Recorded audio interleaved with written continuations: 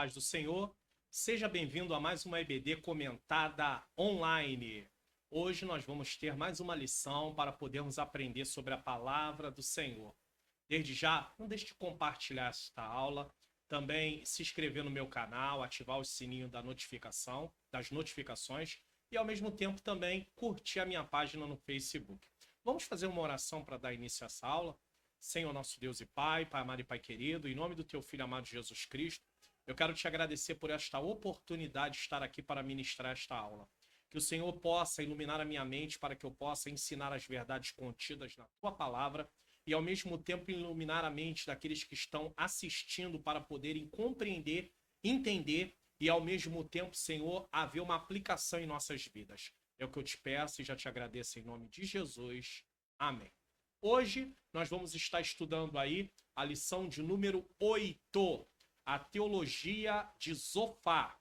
O justo não passa por tribulação, porque na ideia de Zofar, na visão dele, ele entendia que se alguém fosse justo, ele não passaria por tribulação. E aí, por isso, a lição vai trazer este assunto. Vamos dar prosseguimento aqui à nossa lição. Eu quero iniciar esta aula com a seguinte pergunta: os bons não passam por tribulação? Só os maus sofrem? É uma reflexão dentro do que estamos abordando aqui nesta lição. Será que é só os maus que sofrem? Será que toda pessoa que está sofrendo é porque ela cometeu alguma coisa errada? Será que é assim que funciona? Será que aquele que realmente anda em justiça com Deus, pratica a justiça, ele não pode passar por tribulação? Vamos entender bem isso, porque infelizmente essa teologia tem se espalhado no nosso meio também. Texto áureo. E terás confiança porque haverá esperança. Olharás em volta e repousará seguro. Jó 11, 18. Verdade prática. Segundo as escrituras, até mesmo o justo passa por tribulação. Isso aí é inegociável, inegável. Leitura bíblica em classe vai estar em Jó capítulo 11, versículo de 1 a 10, Jó capítulo 20, do 1 ao 10. Objetivos específicos, que é justamente os tópicos que serão abordados. Destacar no entendimento de Zofar que o sofrimento de Jó fazia parte de um sábio julgamento divino. Explicitar que a conversão defendida por Zofar era de natureza legalista e esclarecer que a teologia de Zofar limita a soberania de Deus na sua capacidade de julgar. Considerações iniciais. Toda vez que aparecer o texto em vermelho, ou é uma referência bíblica, ou é um acréscimo no qual eu coloco para podermos ter um entendimento melhor da lição. Nessa lição estudaremos o discurso do terceiro amigo de Jó, Zofar. A tese que este último defende é a de que o justo não passa por tribulação. Ou seja, para ele, se houver tribulação é porque não há justiça na vida da vítima. Então, ele tem um entendimento da seguinte forma: se tem tribulação, a pessoa não é justa. Se é justa, não tem tribulação. Porque se a pessoa for justa e tiver tribulação, Deus seria injusto. Os outros amigos defendiam isso. Então, está claro para eles que Jó é um injusto. Porque se Jó fosse justo, não estaria passando pelo que ele estava passando. Ou seja, para ele, se houver tribulação é porque não há justiça na vida da vítima. Zofar, inclusive, acha que o homem por obras pode produzir justiça e dessa forma ser aceito por Deus. Essa teologia já esteve muito presente em nosso país. A ideia de que o sofrimento, as tribulações da vida e outros dilemas humanos não são para o cristão não é de todo nova. O sofrimento faz parte da vida humana devido à queda e principalmente da vida cristã, já que essa se opõe ao sistema do mundo que é governado pelo maligno. Existem várias referências bíblicas que apontam para isso, inclusive observando a vida dos servos e profetas do Antigo Testamento, podemos ver o quanto eles sofreram também. Essa forma de pensar que o cristão não deve passar por sofrimento é um erro teológico. Muitos, conhecendo as expectativas humanas de uma vida de felicidade, apresentam um evangelho falso. prometendo o que a Bíblia não promete. Aqui não está sendo dito que o cristão não pode passar por momentos de felicidade, mas está sendo dito que dizer que o cristão vai ter uma vida só de felicidade é uma coisa que a Bíblia não apresenta. Muito pelo contrário. Quando nós vamos estudar a história da igreja, nós vamos ver que aqueles homens e mulheres sofreram muito. Basta você comprar livros que tratem do assunto. Nós parecemos desconhecer muitas coisas porque nós não nos interessamos em ler, em estudar sobre a história da igreja. A perseguição era intensa. No nosso país, nós não vivemos esse tipo de perseguição. Há uma perseguição intelectual, há uma outra forma de perseguição, mas não essa perseguição diretamente no sentido assim, se você é cristão, você vai morrer. Ou você nega Jesus, ou você vai morrer. Então não há isso. Então naquele tempo o sofrimento era árduo, era constante, era todo o tempo fugindo, se escondendo para poder continuar servindo a Deus. Então não tem como falar que ser cristão, ser justo, está isento de sofrimento. Nós não estamos aqui promovendo uma teologia do sofrimento, mas estamos mostrando no sentido do cristão ter que sofrer, sofrer, sofrer. Não é disso que está sendo tratado, mas sim, isentar o cristão de sofrimento é ir contra o que a Bíblia ensina.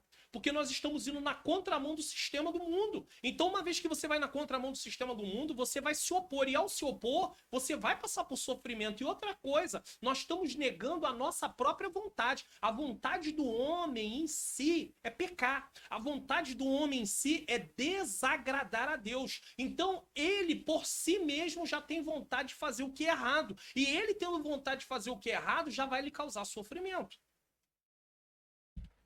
Vamos prosseguir aqui. Vejamos, alguns textos que falam do sofrimento do cristão. João 16,33 diz: tenho-vos dito isso para que em mim tenhas paz. No mundo tereis aflições, mas tende bom ânimo, ou seja, muita coragem. Eu venci o mundo. Coragem minha? Não, coragem dada por Deus, confiando em Deus, sendo dependente de Deus. João 15,19, na Almeida Revista Corrigida, diz: se vós fosse do mundo, o mundo amaria o que era seu. Mas porque não sois do mundo, antes eu vos escolhi do mundo, por isso é que o mundo vos, o quê? Odeia ou aborrece. João 17,14, na Almeida Revista Corrigida, diz: dei-lhes a tua palavra, e o mundo os odiou, porque não são do mundo, assim como eu não sou do mundo. Atos 14:22 diz: confirmando o ânimo dos discípulos, aqui eles ensinando aqueles novos crentes. Olha bem o que está sendo dito. Exortando-os a permanecer na fé, pois que por muitas tribulações nos importa entrar no reino de Deus. Ou seja, ser cristão traz diretamente a situação de passarmos por tribulações. 2 Timóteo 3,12 vai dizer, ou diz, melhor dizendo, também todos os que piamente querem viver em Cristo Jesus padecerão perseguições. 1 João 3,13 diz: meus irmãos, não vos maravilheis se o mundo vos aborrece. Entretanto, as escrituras nos mostram claramente que quem está em Cristo não significa que tem ausência de problemas e provações, mas que há uma grande diferença na forma de passar por eles. Uma firme convicção de que Cristo passa junto. Ou seja, aqueles que estão em Cristo, a sua forma de proceder diante das tribulações é diferente. Então você vai ver gente passando por grandes lutas sorrindo. Você vai ver gente passando por grandes lutas tendo um sentimento de paz, apresentando uma paz que nós olhamos e sentimos a paz de Deus, mas dentro dele está em conflito. Dentro dele está em luta.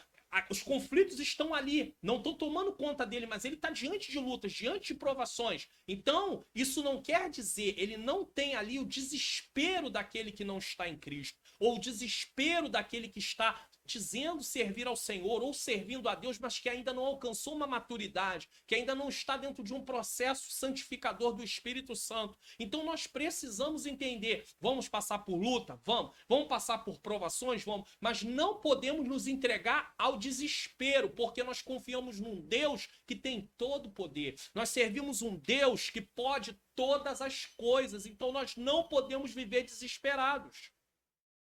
Vamos voltar aqui? Introdução. Nessa lição veremos o discurso de Zofar, o último amigo de Jó a falar na série de debates. Jó 1, Jó 11 e 20, né, os capítulos. Ele insistirá na tese de que o justo não passa por tribulação. A semelhança do que pensava seus amigos Elifaz e Bildade. Todavia, Zofar é mais duro e impiedoso na acusação contra Jó. Ao contrário de seus amigos, ele faz 2 discursos suficientes para derramar seu ressentimento contra o patriarca. Ele o acusa de se levantar contra a sabedoria divina e aconselha Jó a voltar-se para Deus. Então ele, além de ser duro, ele dentro do seu discurso, ele diz para Jó assim, olha só, o melhor a fazer é você se arrepender e voltar para Deus. Por quê? Porque Deus tem grande sabedoria. E você não tem sabedoria, você está indo contra a sabedoria divina, porque Deus se mostra totalmente sábio quando pune alguém que peca como você está pecando. Só que, na verdade, Jó não tinha pecado.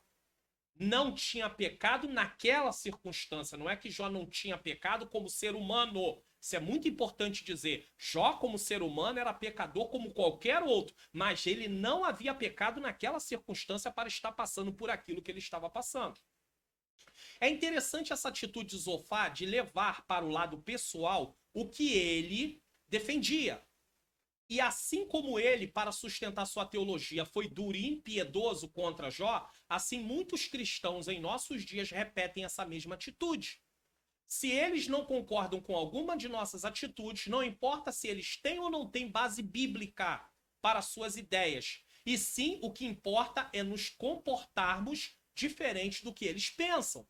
Então, como nós nos comportamos diferente do que eles pensam, eles têm uma atitude dura. Dessa forma, são impiedosos e sem misericórdia. Uma coisa que nós precisamos aprender é que quem convence o homem do pecado, do juízo e da justiça é o Espírito Santo. Então não adianta eu me encher de argumentação e começar a derramar aquilo sobre uma pessoa e levar inclusive isso para o lado pessoal, pensando que a situação vai mudar, porque não vai mudar. A minha parte é orientar a pessoa com amor, com compaixão, com misericórdia e depois orar pela vida dela para que o Espírito Santo possa abrir a mente dela, ela compreender e assim ela tome uma decisão de agradar a Deus. Agora, eu ficar derramando as minhas questões sobre a pessoa, eu só vou piorar a situação. 1. Deus se mostra sábio quando aflige o pecador. Essa é a teoria e era a teologia de Zofar. 1. Deus grande e sábio. Deus grande e sábio. Zofar defende que o sofrimento de Jó fazia parte de um sábio julgamento divino. Deus é sábio? Ele está certo que Deus é sábio? Sim, mas que o sofrimento de Jó era parte de um julgamento divino, um sábio julgamento divino, não era verdade. Pois para ele, Deus demonstra grande sabedoria em reprimir os maus. Deus é muito sábio quando reprime os maus, mas esse não era o caso de Jó. Por outro lado, os bons jamais passam por tribulação. Para Zofar, se alguém deve algo, tem que pagar. Com dureza, o terceiro amigo de Jó não demonstra a mínima compaixão pelo sofrimento do patriarca de Uz ao acusá-lo de que se comporta como um animal irracional, um jumento que não tem entendimento. Jó 11, 12. Ao não perceber a sabedoria divina na condução das coisas. Então, Zofar argumenta e usa a imagem do jumento para mostrar para Jó que Jó está agindo como um homem irracional. Tudo porque Jó não estava concordando com a forma que ele estava apresentando para resolver o problema. Ele queria resolver o problema de Jó, mostrando para Jó, como seus outros 2 amigos, que Jó havia pecado. E Jó sabia, no fundo, que ele não tinha feito nada de errado que fosse contra a forma, a teologia a forma como eles viam Deus naquela época, que é chamado de a teologia deles. Então Jó entendi o seguinte: eu venho praticando tudo aquilo que eu aprendi. Não deixei de praticar nada. não me levantei contra Deus. O sofrimento veio até a minha vida. Eu não sei explicar por que estou sofrendo, mas uma coisa eu posso dizer: eu não pequei. Jó 11:12, na Almeida Revista Corrigida, diz: mas o homem vão é falto de entendimento. Sim, o homem nasce como a cria do jumento montês. Então, aqui, Zofar, ele compara a questão da parte do homem não raciocinar com o jumento, um animal irracional. Para Zofar, Jó valeu-se na sua defesa de palavras exageradas. Então, Zofar acha que Jó estava fazendo uma defesa de forma exagerada, desrespeitosas, cheias de justiça própria. Então, Zofar defendia que Jó defendia, que estava defendendo a própria causa dele, auto se justificando, e por fim, ignorante sobre as coisas de Deus. Então, para Zofar, Jó era um ignorante, um irracional. Na verdade, quem estava se conduzindo como alguém irracional e ignorante era o próprio Zofar nesse momento, tá? 11, 5 e 6 de Jó. 2. Deus não é indiferente à ação do ímpio. Uma coisa que nós percebemos durante esses 3 amigos dentro dos discursos é que todos eles acham que Jó está defendendo os ímpios e que o Senhor não cobra dos ímpios.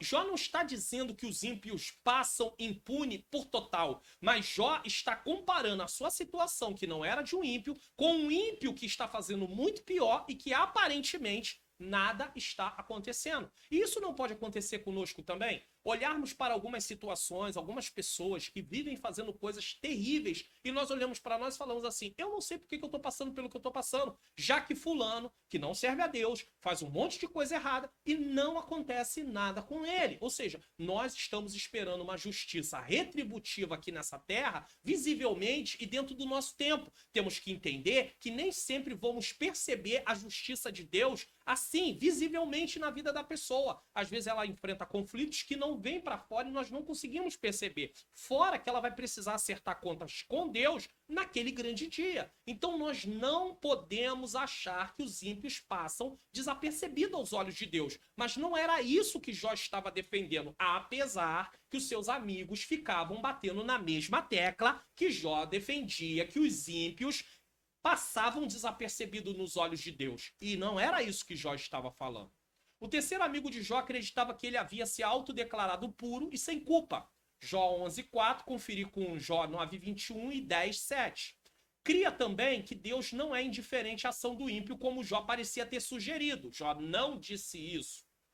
Assim, para Zofar, se Deus debatesse com Jó, como ele era o desejo deste, então não haveria dúvidas de que ele ficaria contra o patriarca e não ao seu favor. Então Zofar, ele defende a seguinte tese: se você comparecer diante de Deus, ao tribunal de Deus, e Deus for ouvir a sua questão, ele vai te condenar, porque o que você está fazendo está errado, porque somente uma pessoa que pecou vai estar enfrentando o que você está enfrentando. Essa era uma forma errada de Zofar ver as coisas. Isso por quê? Porque a sua teologia estava limitada apenas até determinado momento. Ele não conseguia enxergar o outro lado. Deus consegue enxergar o todo. Nós olhamos somente alguma parte daquilo que nós estamos vivendo, nesse caso. Nesse embate, Deus revelaria a Jó os segredos de sua sabedoria e o homem de Uz veria que ele estava sendo sábio em tratá-lo como merecia, segundo Zofar. Logo, Jó seria condenado. Ou seja, dentro dessa situação, eles não aceitavam de forma nenhuma as justificativas, as declarações e as argumentações de Jó. Já que Jó dizia: sou inocente. Para eles, eles entendiam que um inocente não passaria pelo que Jó estava passando. Então, duas coisas poderiam estar acontecendo. Ou Jó era um mentiroso, porque na verdade ele tinha pecado e estava negando a se arrepender, ou Deus era injusto. É claro que eles não iam aceitar que Deus era injusto. Então o melhor a dizer é: Jó é um mentiroso, ele pecou e não quer se arrepender. Jó é um homem que está auto se defendendo, auto se justificando. E não era isso que estava acontecendo com Jó. Nesse embate, Deus revelaria como foi dito, né? Logo, Jó seria condenado.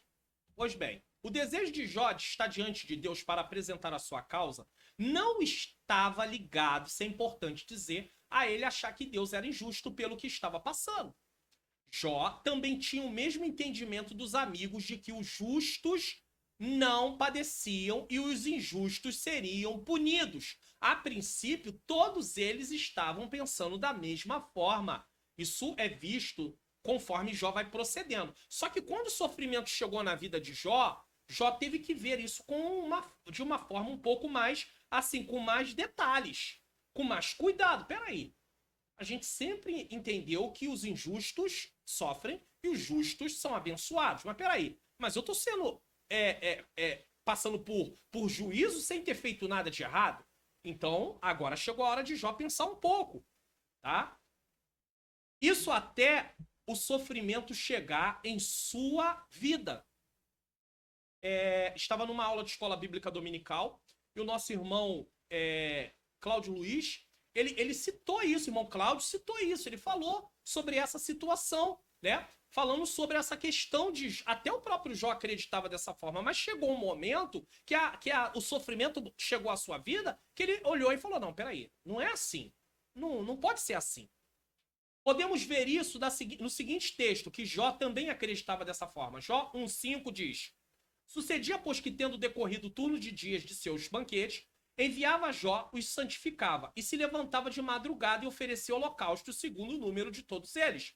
Porque dizia Jó, porventura pecaram meus filhos e blasfemaram de Deus no seu coração. Assim o fazia Jó continuamente. Jó sabia que existia uma justiça retributiva para os injustos, e por isso ele intercedia pelos seus filhos, que de alguma forma poderiam ter pecado. Porém, mesmo vivendo uma vida justa dentro dos padrões daquela época, o sofrimento chegou à sua vida e ele não entendia o motivo disso. Jó, a princípio, quando tudo chegou a ele, quando todas as notícias vieram, que ele foi notificado de todos os acontecimentos, Jó diz o seguinte: o Senhor deu, o Senhor tomou, bendito seja o nome do Senhor. Até aí, Jó entende a soberania de Deus da seguinte forma: Deus pode abençoar e Deus pode tirar. Enfim. Mas quando os amigos chegam e começam a acusá-lo de pecado, aí muda. Porque até então, uma coisa é ele aceitar que Deus, como Deus soberano, pode dar e pode tomar. Outra coisa é ele aceitar que ele, mesmo estando fazendo as coisas direito, estava sendo cobrado por Deus e sendo acusado pelos amigos de ter pecado. Então, aí Jó tem que argumentar, Jó tem que se defender, porque aí já era uma outra situação. Veja que enquanto a coisa está diante dele com Deus, a questão dele é: o Senhor deu, o Senhor tomou, bendito seja o nome do Senhor. Mas quando os amigos chegam, eles não chegam com essa teologia dessa forma. Eles chegam dizendo o seguinte: você pecou, porque os justos não podem sofrer. Você pecou, porque só quem peca tem pecado, só quem tem pecado oculto é que sofre o que você está sofrendo. Você pecou, porque os justos não passam por tribulação. Aí Jó, ele vem argumentando contra aquilo que eles estão dizendo. Por isso, enquanto seus amigos só enxergavam o pecado como motivo do sofrimento, Jó apelava para Deus o justificar. Pois ele sabia que não havia pecado. Inclusive, Deus já havia feito isso diante de Satanás. Viste o meu servo Jó, homem íntegro, reto, temente a Deus e que se desvia do mal. Deus já havia testemunhado acerca de Jó para Satanás. Não se tratava dele ser puro e sem culpa. Jó não alegava isso, mas inocente em relação ao que os amigos lhe acusavam de ter feito. Então, voltamos aqui a entender o seguinte: o Senhor deu, o Senhor tomou. Soberano Deus, faz o que quiser. Até aí tudo bem. Ele não reconhece que pecou, mas ele reconhece que Deus, sendo soberano, faz o que quiser. Ele pode dar e ele pode tomar. Essa era uma forma de Jó enxergar. Só que os amigos não chegam com essa forma. Os amigos chegam dizendo: você pecou. Porque se você não tivesse pecado, você não estava passando pelo que você está passando. Você não pode dizer que você é inocente e nem vamos aceitar esse negócio do Senhor deu, o Senhor tomou. Bendito seja o nome do Senhor, porque nós entendemos que quando Deus toma é porque Deus está cobrando. E se Deus está cobrando é porque você está em pecado, porque Deus só cobra de quem está em pecado. Só que Jó sabia que não estava em pecado. Então, esse embate entre eles e os amigos dura bastante tempo. E é sobre isso que nós estamos estudando. Essa já é a terceira lição no qual nós estamos observando isso. E sendo que esse amigo Zofar, ele ainda é mais duro do que Bildade e do que ele faz. E lá está esse amigo torturando Jó, querendo que Jó admita um pecado que ele não havia cometido. E isso traz a Jó grande angústia, traz a Jó uma situação muito difícil, mas Jó chega a um ponto que ele vai começar a se comportar de uma maneira um pouco diferente e nós vamos ver isso. 3. Tolos se passam por sábios. Então, primeiro, nós vemos aqui, quando nós voltamos, nós podemos ver que no 2, Deus não é indiferente à ação do ímpio. O amigo defende que Jó está errado, achando que o ímpio está passando desapercebido. O amigo também diz que Deus é grande e sábio, é por isso que Jó está sendo cobrado, porque há uma grande sabedoria de Deus em falar e trazer juízo contra o pecador. Aí Jó, no tópico 3, ele vai dizer o seguinte: tolos se passando por sábios. Vocês pensam que vocês sabem, mas vocês não sabem nada. É isso que Jó está dizendo. Jó reage com ironia à sabedoria defendida anteriormente por seus amigos, vós. Jó 12:2. E agora por Zofar. Este, juntamente com seus amigos, havia se levantado como legítimo representante do verdadeiro saber. Então, parece que eles eram os donos, eles se acham os donos da verdade, por desconhecerem a situação como um todo, assim como Deus conhecia. Quando agimos assim, passamos a julgar as pessoas sem saber de fato o motivo do que está acontecendo. A pior coisa que tem é nós não conhecermos os detalhes da história e queremos emitir a opinião. Então nós vamos emitir opinião sem conhecer, vamos errar. E é o que nós mais fazemos, erramos. E quando alguém quer emitir uma opinião da nossa vida sem nos conhecer, nós queremos nos defender e dizer: mas você não conhece a minha vida, por isso você está me julgando. Como é que você pode me julgar se você não sabe quem sou eu? Quando é comigo, eu quero que a pessoa leve em consideração quem sou eu. Mas quando eu vou falar dos outros, eu não levo em consideração quem eles são. Então eu tenho balança enganosa. Para mim é uma medida, para o próximo é outra medida. É assim que funciona. E eu só vou beneficiar quem eu gosto e, na maioria das vezes, aonde há um certo interesse, aonde eu tenho alguma coisa que eu ganho por isso. Ou então quando eu defendo alguém da família, coisas desse tipo. Então, não pode ser assim. E Zofar está agindo assim, tá? Zofar, pois pretende representar o próprio Deus em seu discurso, Jó 13. Todavia, Jó está convencido de que isso não passava de charlatanismo. O que é isso? Algo enganoso, tá? Trata de fraude, coisas desse tipo. Vós, porém, sois inventores de mentiras. Jó está acusando, condenando, falando para os amigos: vocês são mentirosos. E vós todos, médicos que não valem nada. Ou seja, vocês vieram trazer uma palavra de consolo para mim, mas o que vocês estão fazendo é aumentar a minha dor. Então, os amigos, ao invés de cumprir o propósito de consolar o seu amigo, eles estavam trazendo mais dor para ele, porque eles não tinham entendimento daquilo que eles estavam defendendo, daquilo que eles estavam falando. É por isso que a Bíblia não vai chamar eles de inimigos, e sim amigos. Eles foram lá com a intenção de consolar Jó. Mas por eles não entenderem o sofrimento da forma correta, eles começaram a acusar Jó de ter pecado. Porque no entendimento deles, funcionava assim: quem está sofrendo é porque pecou. Então eles dizem: Jó, você pecou. Então Jó, aqui ele diz: vocês são médicos que não valem nada. Vocês vieram me ajudar, vocês vieram me consolar, vocês vieram curar, me ajudar nessas dores que eu estou sentindo, emocionais e físicas, porque Jó sentia muita dor física também. Porém, ao invés de trazer alívio, eles estavam trazendo mais dor. Por isso, Jó diz: vocês são médicos que não valem nada. Jó 13:4. Ele, portanto, está resoluto em deixar os amigos e ir à procura de quem? De Deus. Porque já que quem deveria estar ali para lhe dar uma palavra de ânimo não conseguia fazer isso por causa de uma teologia incompleta, Veja que a intenção de chamar Jó ao arrependimento era uma intenção até válida se Jó tivesse pecado. Mas Jó não tinha pecado. Não tinha pecado naquele momento. Eu não estou dizendo que Jó não tinha pecado como ser humano. Eu estou dizendo que Jó não havia feito nada que trouxesse aquela consequência do que ele estava passando. É disso que eu estou falando.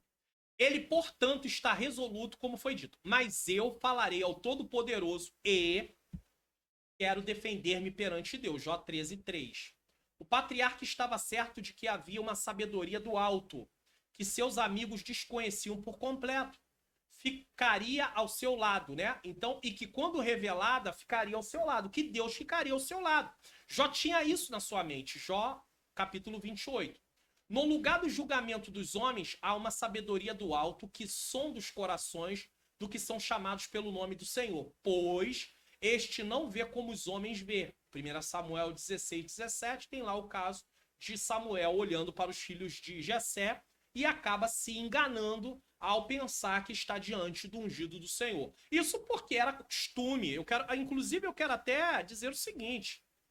Quando Samuel ele comete esse erro, Samuel está cometendo um erro dentro do que se acreditava. Todas as vezes que fosse separar um rei, o rei seria tirado do meio dos filhos daquele que tivesse ali uma melhor aparência, o que tivesse a maior idade, coisas desse tipo. Então Samuel não estava errado nesse ponto. Porém, Deus repreende Samuel como se Deus estivesse dizendo para Samuel, Samuel, olha só, essa é a prática de sempre, mas aqui não vai funcionar desse jeito. Há uma exceção para o caso, Samuel. Há uma exceção para essa situação que você está aqui diante dela. É o caso de Jó. Há sofrimento que era por causa de pecado na época dele? Sim. Mas havia a exceção que nem todo sofrimento é por causa de pecado. E é isso que nós, como cristãos, precisamos entender. O pecado traz consequência? Sim. O pecado traz sofrimento? Sim. Mas todo mundo que está passando por momentos difíceis é porque pecou? Não. Nos tornamos, né? A falta de uma teologia correta nos torna pessoas como os amigos de Jó. Isso é incontestável, né? Nos tornamos acusadores ao invés de alguém usado por Deus para levar uma palavra de exortação, edificação e consolação para quem está sofrendo. Nosso anseio por defender nossas ideias que achamos certas, que era o que eles achavam, faz agirmos sem nenhuma empatia, né? Compaixão, amor pela dor do próximo. É por isso que Jó acha que seus amigos se comportam como tolos. Veja que em momento nenhum Jó chama os amigos de inimigos. Porque esses amigos tinham um entendimento das coisas de Deus limitado. Entendimento esse que, aparentemente, aponta que o próprio Jó tinha no início. Só que quando tudo veio sobre sua vida, Jó começa a ampliar, Deus começa a ampliar isso na vida de Jó, e Jó começa a pensar, Deus dá o bem, mas Deus também pode trazer o mal. Mas aí vem os amigos de Jó voltando com aquela mesma ideia, que o pecado traz juízo, e que se Jó está debaixo de sofrimento é porque ele pecou. Aí entra o conflito. Jó começa, por quê? Por quê? Por quê? Por quê? Porque Jó não havia feito nada que viesse a dar legalidade, né? Viesse dar validade, melhor dizendo, aquilo que ele estava passando. Prosseguindo. Síntese do tópico 1. Deus é grande e sábio. Os amigos de Jó tentam se passar como representantes dessa sabedoria e eles falham. Não podemos tentar passar como representantes da sabedoria de Deus desconhecendo o todo. Temos limites. Pense nisso. Vamos pensar bem nisso. Vamos parar de querer passar como representante da sabedoria de Deus. Porque muitas vezes, a maior parte das vezes, estaremos errando. 2. A conversão como resposta à aflição. Agora, primeiro ele diz que Deus é grande e sábio quando faz o que faz com Jó. Segundo, ele diz que os ímpios não passam impune, dizendo que Jó estava dizendo que os ímpios passavam impunes. Jó não disse isso. Agora ele vai mostrar o seguinte, que a única solução para o problema de Jó é ele se arrepender. Purificação moral. E aí ele vai apresentar como é que Jó deve proceder. Preste atenção nisso. Nos versículos 13 a 20 do capítulo 11, Zofá conclui seu discurso sobre a situação de Jó.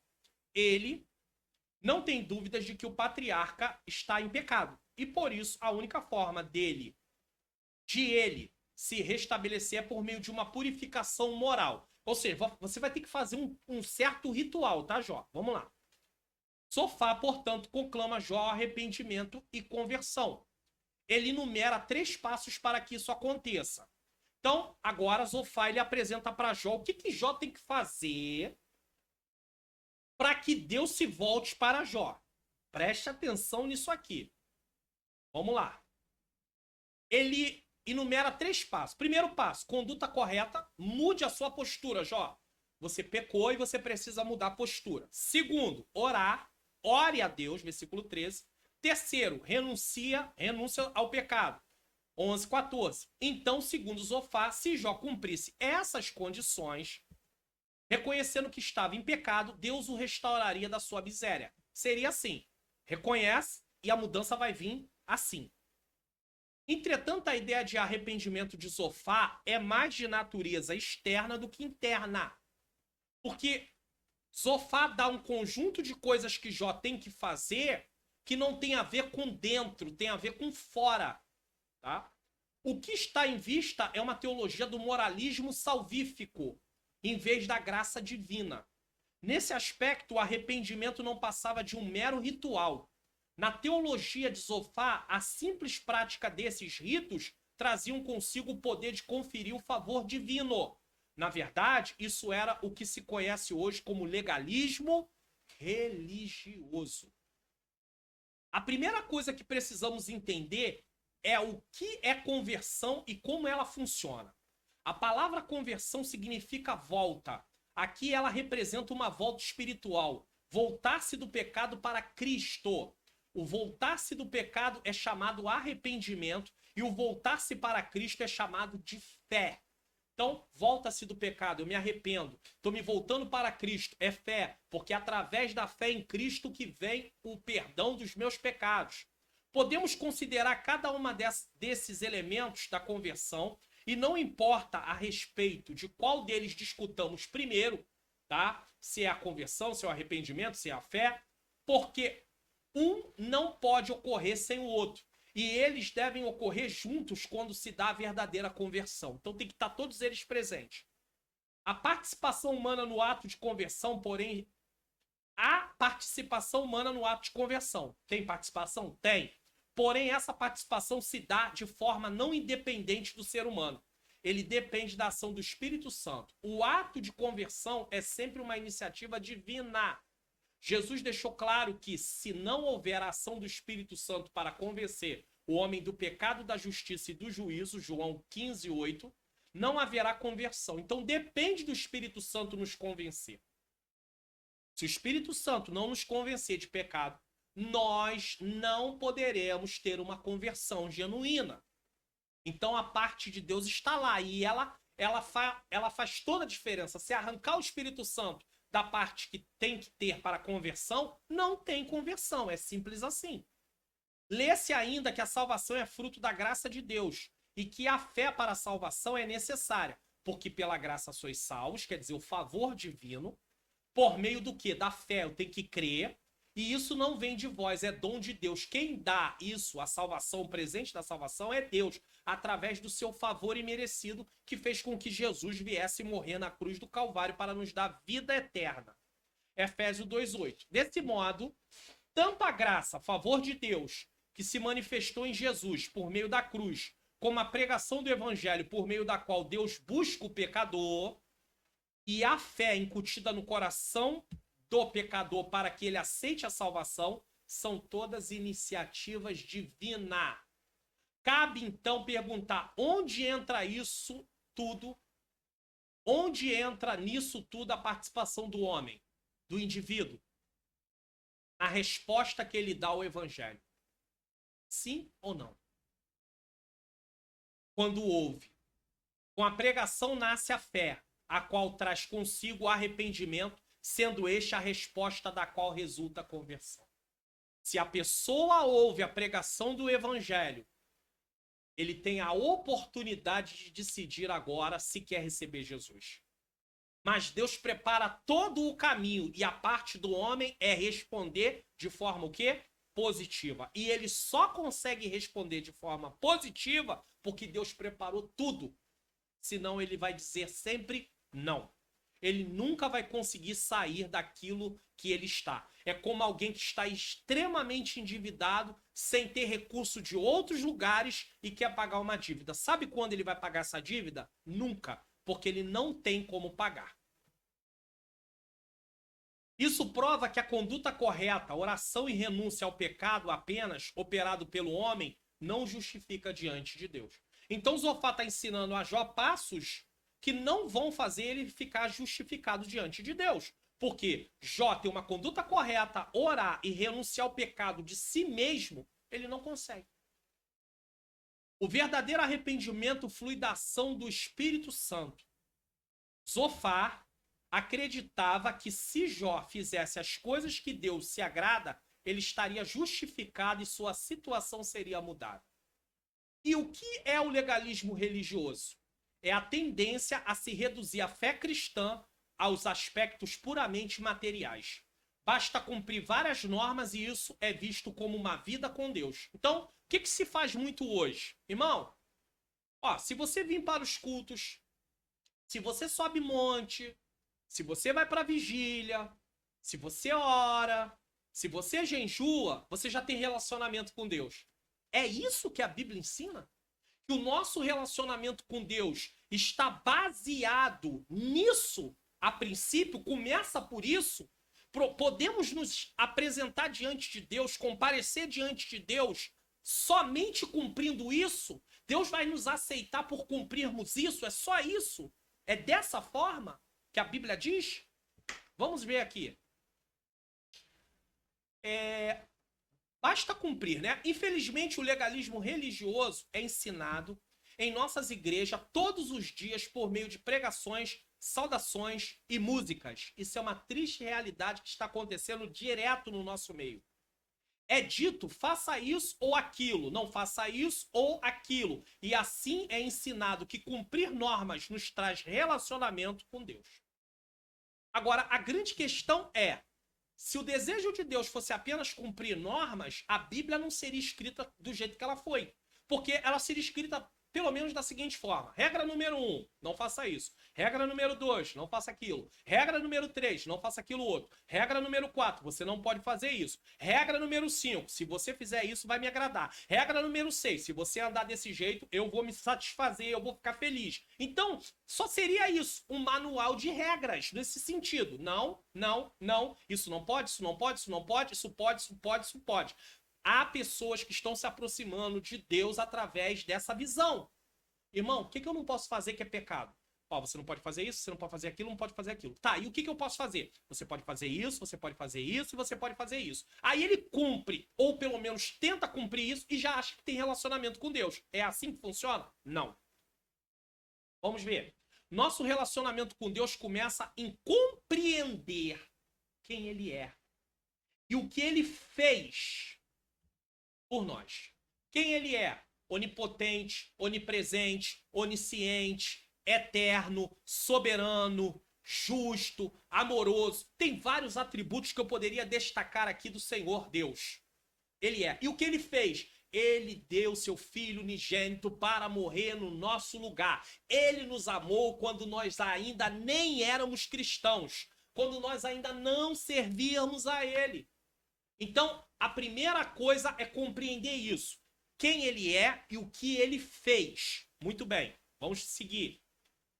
Assim, nos arrependemos e recebemos Jesus como nosso Senhor e Salvador. Porque uma vez que o Espírito Santo nos convence disso, de quem Deus é e do que Ele fez, nos resta fazer o quê? Através da ação do Espírito de Deus, nos arrepender. Me arrependo dos meus pecados. Eu recebo Jesus como Senhor e Salvador da minha vida, porque eu reconheço o que Deus fez por mim e quem Deus é. Tá bom? Vamos continuar. Uma vez que isso acontece, passamos a amar a Deus. Então agora eu compreendo quem é Deus e eu começo a amá-lo. Não, esse Deus é maravilhoso. Esse Deus é tudo que eu preciso. Esse Deus deu seu filho para morrer no meu lugar. Esse Deus me poupou da condenação eterna. Não, eu amo esse Deus. Aí eu passo o quê? A amar a Deus.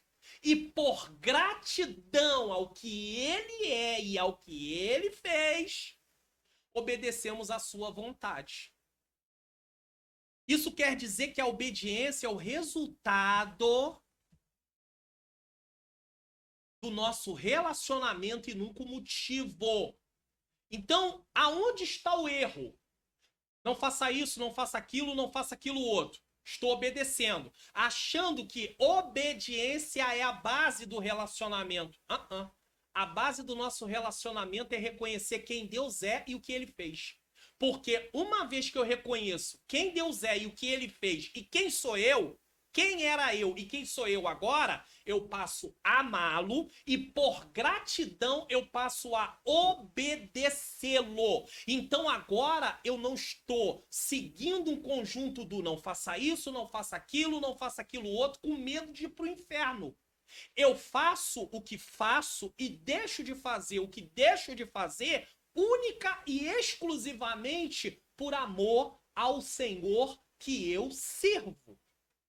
Agora, quando colocamos pessoas para obedecer a Deus com regras, sem ensinar para elas a base do relacionamento que tem a ver com reconhecer quem Deus é, o que ele fez e quem nós somos e quem nós éramos, nós vamos fazer pessoas acreditarem que fazer coisas para Deus ou em nome de Deus já o coloca num relacionamento estreito com Deus. E isso não é bíblico. Isso não é bíblico. Ninguém primeiramente agrada alguém para depois amá-lo. Num relacionamento de casal é assim que acontece? Primeiro a gente agrada para depois amar alguém? Claro que não. O agradar a pessoa tem a ver primeiro com o nosso amor. Agradar é consequência de amar, de entender, inclusive, o que é casamento. Porque eu entendendo o que é casamento, eu me proponho a cumprir os papéis nos quais estão designados para o homem, o papel do homem, e o papel da esposa, o papel do marido, o papel da esposa. Agora, se eu não entender primeiro isso, por mais que eu queira fazer alguma coisa, isso não vai vir primeiro do meu entendimento, do meu compromisso, do meu amor. Vai vir apenas de cumprir regras. E aí a gente vai se sentir enfadado, porque uma hora a gente fala, tô cansado, muito chato isso, e que não sei o quê. Então, nós precisamos entender que primeiro vem o amor, depois vem o agradar. Nunca vem primeiro o agradar para depois vir o amor. E no caso de Deus, primeiro temos que entender quem Deus é. Porque nós vamos amá-lo por quem ele é e pelo que ele fez. E em nome de quem Deus é e em nome do que ele fez, nós nos arrependemos dos nossos pecados, servimos a ele e passamos a obedecê-lo. Não com medo, não como uma forma de conquistar coisas, usar Deus, querer usar Deus, coisa que nós não conseguimos fazer, mas estão ensinando aí que você pode manipular Deus. Eles não usam esse termo, mas o que eles ensinam é como se fosse isso. Coloca Deus na parede, ordena, decreta, determina que Deus vai fazer e vai honrar a tua palavra. Vai? Aonde? Com que base bíblica? Não tem. Eles inventam essas coisas e tiram da cabeça deles opiniões deles, ou baseiam isso em texto fora de contexto, no estudo texto. Não sabem nem o que é uma exegese. E eu tô falando aqui de gente que tá na frente ensinando para os outros. Eu não tô falando do membro querendo dizer, você tem que aprender o que é exegese. Não, não é isso. Mas pessoas que estão ensinando as verdades de Deus ou supostas verdades, eles teriam que entender o que é uma exegese para tirar do texto o que o texto realmente está dizendo. Mas não, inventam coisas e dizem para as pessoas coisas que a Bíblia não está dizendo. Então, temos um exemplo bem claro disso no seguinte texto. Exemplo do quê? Primeiro, nós precisamos reconhecer quem Deus é, o que ele fez, para depois, por amor e gratidão, servi-lo e obedecê-lo. Primeiro vem o amor, depois vem o agradar. Vamos lá. Texto. Lucas 18, do 9 ao 14. É um texto bem conhecido. Olha a situação aqui desse texto. Pessoas que acham que podem se apresentar a Deus com suas obras e ter relacionamento com Ele. Olha só que isso não é possível. Precisamos ter relacionamento com Deus entendendo quem Deus é. Porque aí a gente sempre sabe que aqui, ó, aqui estou eu, aqui está Deus. Ó, tá entendendo? Aqui está Deus, aqui estou eu. Bem abaixo. Bem abaixo. Ó, nunca vai haver isso. Muito menos isso. Sempre isso. Sempre. Sempre e sempre. Só que o fariseu aqui dessa parábola, ele não compreendeu isso. Jesus conta essa parábola justamente para mostrar como é que os judeus estavam se comportando nos seus dias. Vamos lá.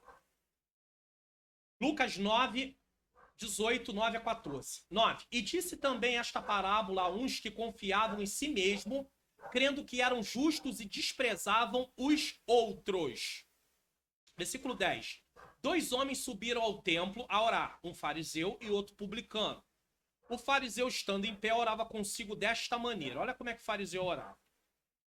Ó Deus, graça te dou, porque não sou como os demais homens, roubadores, injustos e adúlteros, nem ainda como este publicano.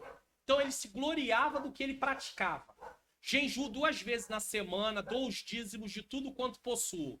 O publicano, porém, estando em pé, de longe, nem ainda queria levantar os olhos ao céu, mas batia no peito, dizendo, ó Deus, tem misericórdia de mim, pecador. Versículo 14.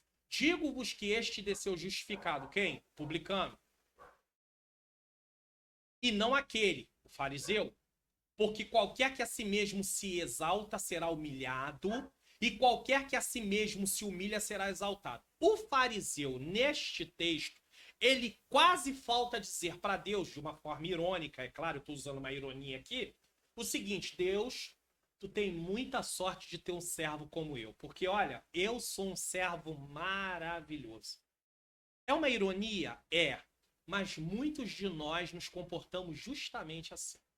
Porque quando eu baseio a minha vida com Deus, o meu relacionamento com Deus, no que eu faço, oro, jejuo, subo um monte, vou para vigília, estou sempre nos cultos, fulano não faz isso. Então, eu baseio o meu relacionamento com Deus, eu estou me comportando igualzinho ao fariseu.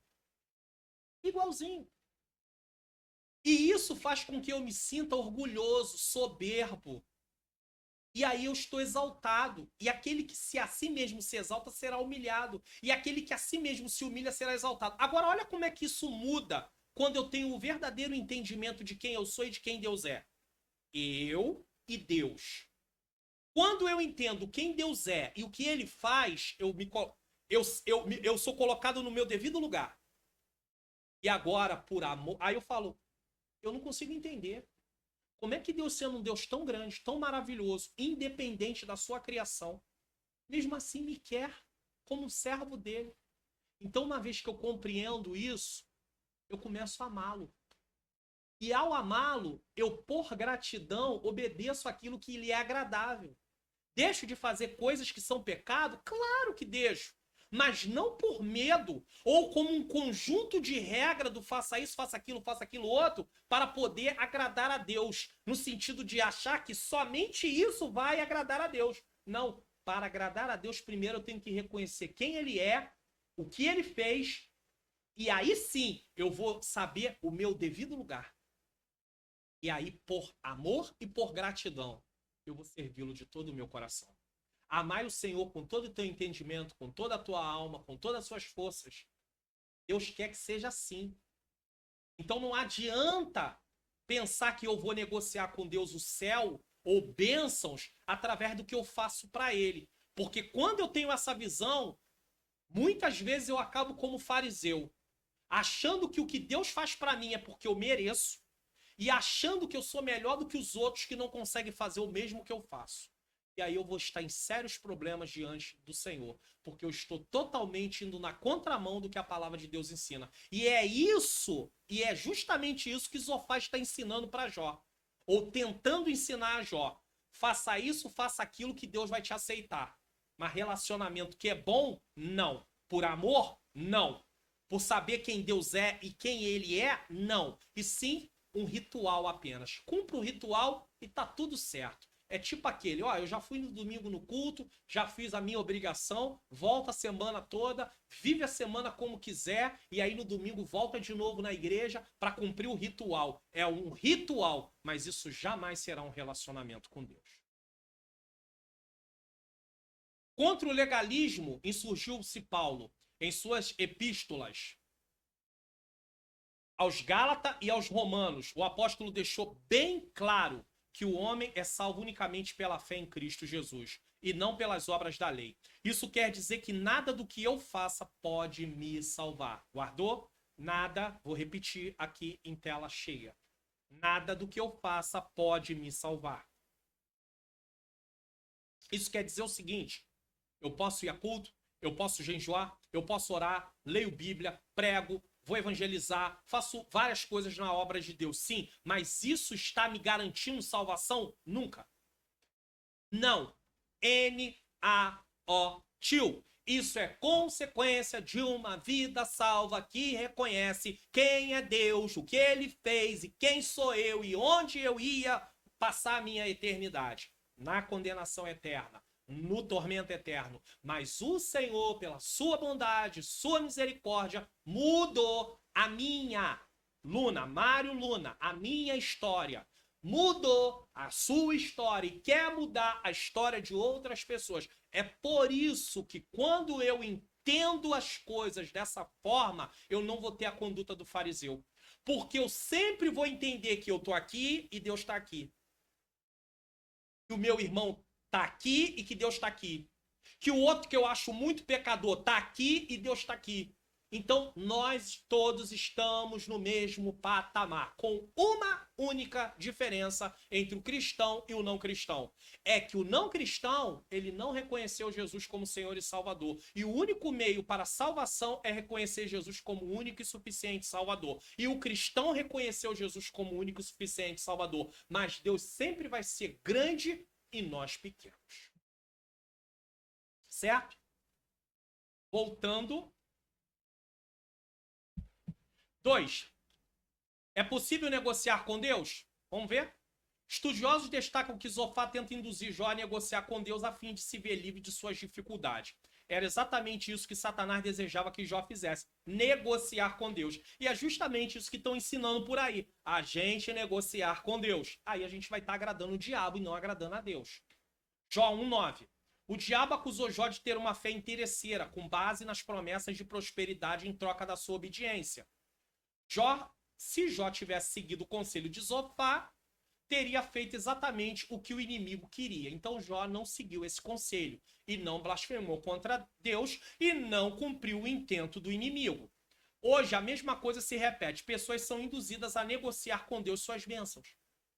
Eles ensinam que se você fizer uma grande oferta ou se você tiver presente em todos os cultos, mesmo que isso signifique deixar a família abandonada, tela cheia. Se você fizer uma grande oferta, voto com uma grande oferta, se você der tudo, ou se você estiver na igreja, no templo todos os dias, mesmo que isso signifique deixar sua família abandonada, Deus terá que honrar você. Esse Deus não é o Deus da Bíblia. Porque o Deus da Bíblia é criador, não é criatura, ele não recebe ordem de homens. Por desconhecer quem é Deus, muitos desses homens ou mulheres que ensinam isso, ensinam errado. Porque pegam apenas uma parte de dizer que Deus vai abençoar e Deus promete a bênção, mas acham-se no direito de querer manipular Deus através do que fazemos. E convencer a Deus a fazer o que queremos através de uma negociação. Nós não conseguimos fazer isso. Não tem como negociar com Deus. Deus não vai fazer o que eu quero. Deus vai fazer o que ele quer. Jesus ensinando aos seus discípulos como orar, ele dá a oração do Pai Nosso como modelo. Você já prestou atenção nessa parte da oração do Pai Nosso? Pai Nosso que estás no céu, santificado seja o teu nome. Venha a nós o teu reino, seja feita a tua vontade, assim na terra como no céu. É a minha vontade ou é a vontade de Deus? Ah, mas a Bíblia vai falar sobre nós orarmos e pedirmos e o Senhor vai atender. Mas nós temos que pedir segundo a vontade de Deus, para que a nossa vontade se alinhe à vontade de Deus. Não é a vontade de Deus que vai se alinhar à nossa vontade, é a nossa vontade que vai se alinhar à vontade de Deus. Isso é sempre. Prosseguindo, vamos lá. O problema é que não existe nenhum lugar no Novo Testamento que prosperidade financeira é oferecida em troca de obediência. Não tem. E eles estão ensinando isso, baseados lá no Antigo Testamento. Só que a revelação é progressiva de Deus. As Escrituras têm uma revelação progressiva até chegar ela completa como temos hoje. E quando chega no Novo Testamento, a revelação a ideia vai ampliando de obediência e nós entendemos que nós, mesmo no Antigo Testamento, a ideia já era a mesma. Primeiro, reconhecer quem Deus é, para depois ter amor por ele e, em consequência disso, obedecê-lo. Aqui, eles vão ensinando a negociar com Deus. Veja bem, e mesmo no Antigo Testamento, a prosperidade financeira era prometida à nação, não a uma pessoa só, enganando como hoje é. Não, faça isso que Deus vai te prosperar, vai enviar condição financeira para você. Não era prometido prosperidade financeira para uma pessoa, e sim para a nação como um todo, tá? E não para as pessoas individuais. E tinha como fundamento uma obediência não baseada nas práticas de rituais, e sim no amor ao verdadeiro Deus, como eu já disse. Muitos cristãos aprenderam a buscar a Deus pelo que ele pode dar. Se achegam a Deus com um ar de merecimento por causa das coisas que praticam. É o seguinte, se a pessoa tem um bom emprego e ela pode dar um dízimo num valor alto, ela se acha importante e ela até acha que Deus ouve melhor as suas orações pelo que ela faz. Só que isso não, a Bíblia não ensina isso não. Deus vai olhar as pessoas não pelo que elas fazem nesse sentido. A bondade de Deus, a misericórdia de Deus, ela não está ligada ao que você faz. Está ligada ao amor dele. Isso flui do amor dele. Porque nós oscilamos. Imagine se Deus vai usar de bondade e misericórdia conosco apenas baseado no que fazemos.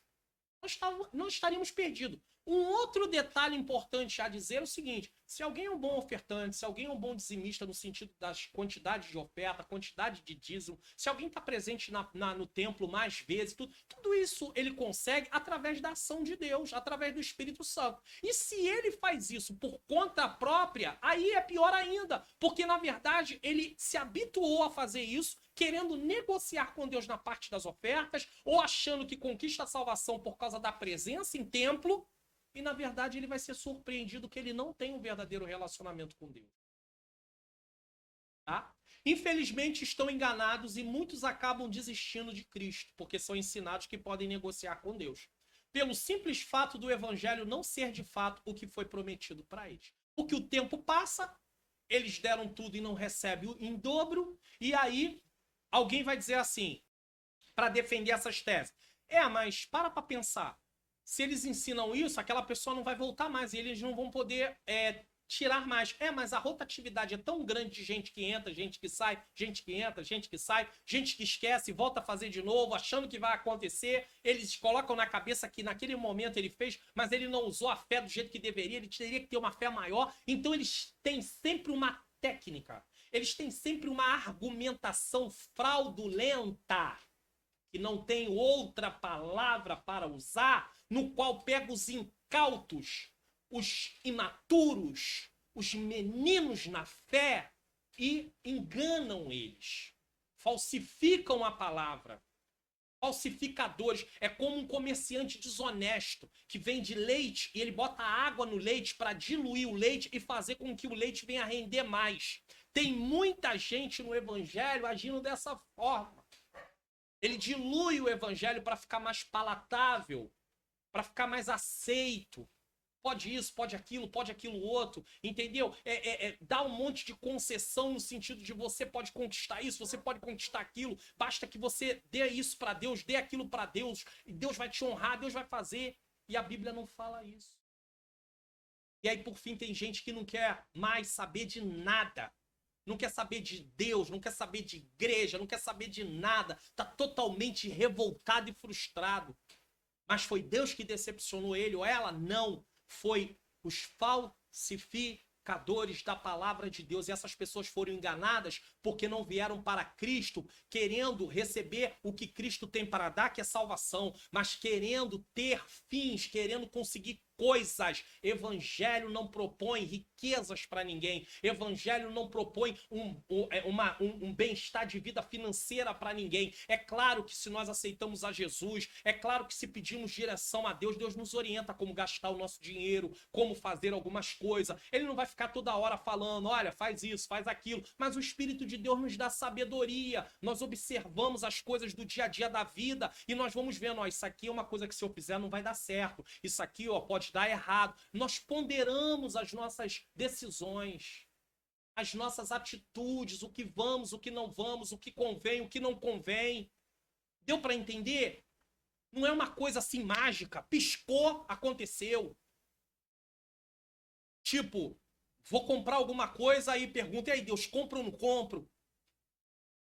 Será que esse não vai dar defeito? Podemos pedir orientação a Deus? É claro, em tudo que vamos fazer. Senhor, me orienta. Fazer uma compra segura, não desperdiçar meu dinheiro. Sim, mas achar que Deus vai falar no seu ouvido a todo momento o que você tem que fazer nesse sentido é uma coisa que não vai acontecer. Mas nós vamos usar o que? A sabedoria que Ele nos deu. Saber, olhar, fazer comparações com o dia a dia, com as pessoas, coisas que nós já erramos no passado, vamos repetir de novo. Vamos fazer a mesma coisa, vamos cometer o mesmo erro. Ah, não, mas agora vai ser diferente, porque Deus está na frente. Deus está na frente? Você já fez dessa forma e deu errado e você vai fazer de novo, achando que Deus vai se responsabilizar pela sua má conduta?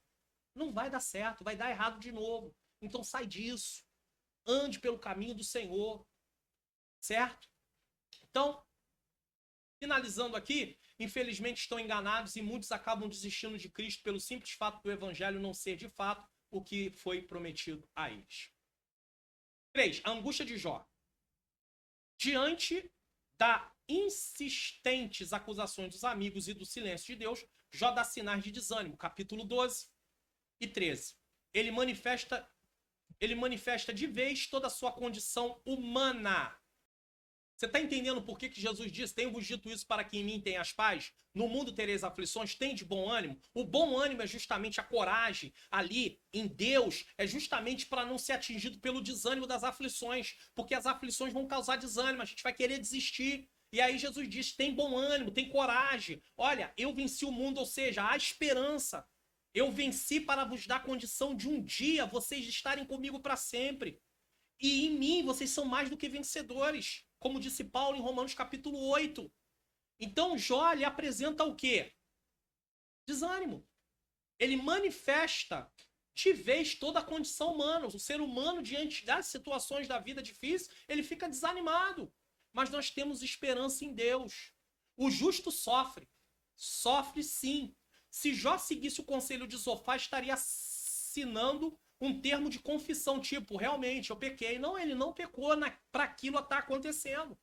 Assumindo algo que não havia feito. Ele sabia que sua integridade, ele sabia de sua integridade e por isso não se sujeita a esse capricho do amigo. O amigo quer simplesmente se arrepende que vai mudar. Não vai mudar, porque não foi pecado. Há coisas que eu e você vai passar que não adianta pedir perdão a Deus, que não tem a ver com pecado. Não adianta levantar a mão e determinar que vai mudar, que não vai mudar. A gente vai ter que passar. O que a gente vai ter que pedir para Deus, sabe o que é? Graça. E Deus disse para Paulo, a minha graça te basta. Senhor, me dá graça, me dá força, me dá ânimo. Não deixa eu desistir. Por isso, não sujeita a esse capricho do amigo. Isso lança num dilema angustiante. No capítulo 14... ele demonstra que sua esperança está desvanecendo, comparando-se com uma flor que é cortada e uma sombra que desaparece e um empregado que trabalha, mas que logo é dispensado. Tudo temporário, tudo momentâneo. Qual o sentido da vida nessas circunstâncias? Já que tudo passa, não há esperança. Há pessoas que chegam nesse lugar, mentalmente falando. Muitas chegam à depressão por causa disso. Eles não veem esperança, eles não encontram uma maneira, e aí eles se entregam. Se entregam. E precisam de ser tratados. Haveria esperança? É uma pergunta. Jó parece estar desiludido. Até mesmo uma árvore, quando tem seu tronco cortado, volta a ter brotos novamente. Preste atenção no que o comentarista está dizendo aqui, hein? Até mesmo uma árvore cortada tem seu tronco, até mesmo uma árvore, quando tem seu tronco cortado, volta a ter brotos novamente. Jó está fazendo uma comparação. Mas isso não acontece com o homem. É isso que Jó pensa naquele momento. Ele está sem esperança nenhuma. Nesse aspecto, naquele momento ele está sem esperança. Naquele momento. Nesse aspecto, o homem se assemelhava mais à água que evapora, o que se infiltra ou que se infiltra na terra. Some, desaparece. Diante desse quadro, Jó se pergunta: morrendo o homem, porventura tornará a viver? Capítulo 14, 14. Era a pergunta de um homem crente e piedoso que não tem medo de expressar sua verdadeira condição humana. Esse capítulo 14 é um capítulo que Jó faz um contraste entre algumas coisas e ele. E mostra nesse contraste que para aquelas coisas que ele está fazendo a comparação, ele mostra: não há esperança para mim.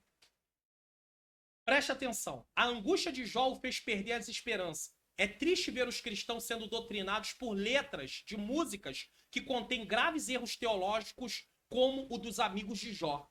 Os amigos de Jó estavam cometendo alguns erros teológicos porque desconheciam o todo e não levaram em consideração que alguma coisa a mais havia e que não era pecado que Jó tinha cometido que o fazia sofrer daquela forma.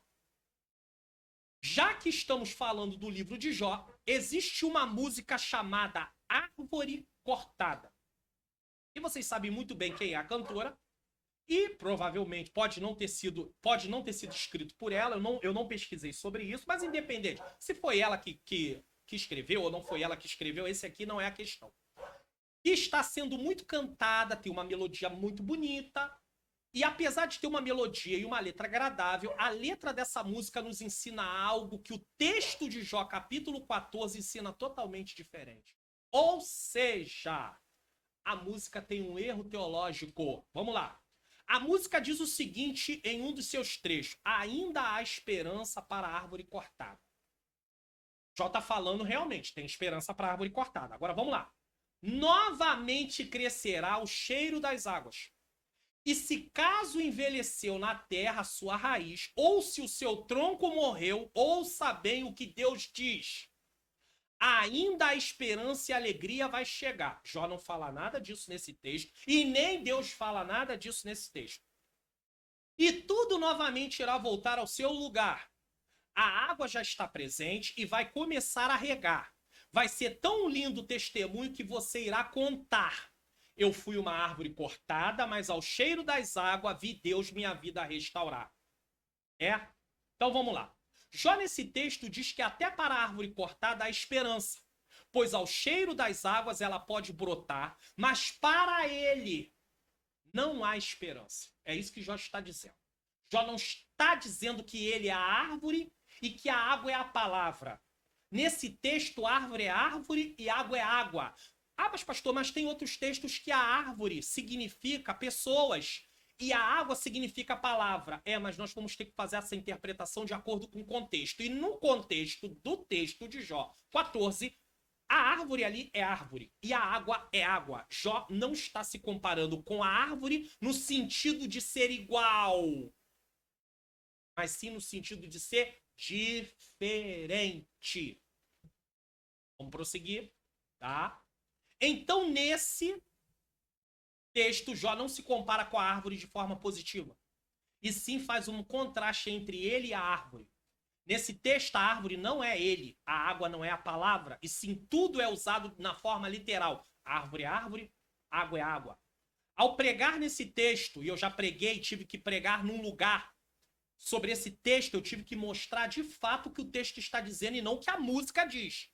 Porque tem crente sendo doutrinado por música. Lembra daquele hino que diz assim: quem tem promessa não morre antes do tempo? Mentira.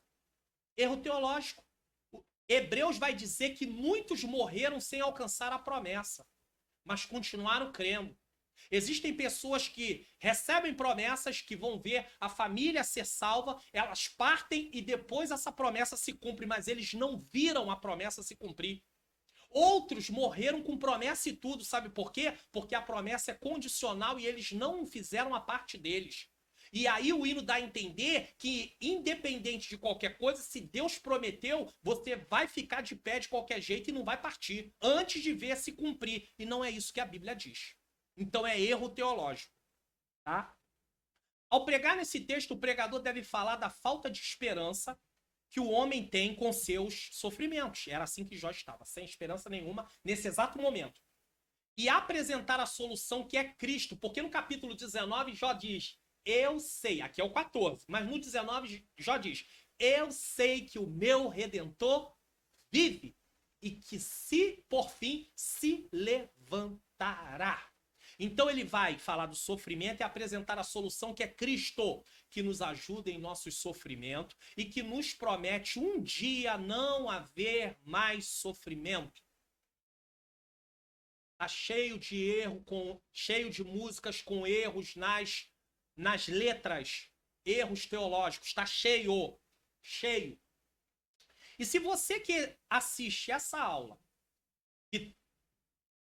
e se você que assiste essa aula achar que tanto o comentarista como eu, porque o comentarista falou a mesma coisa sobre o que Jó estava comparando, estamos errados, já que a música é muito bonita, você pode dizer, não, a música é linda, fala comigo, eu choro tanto quando eu canto essa música.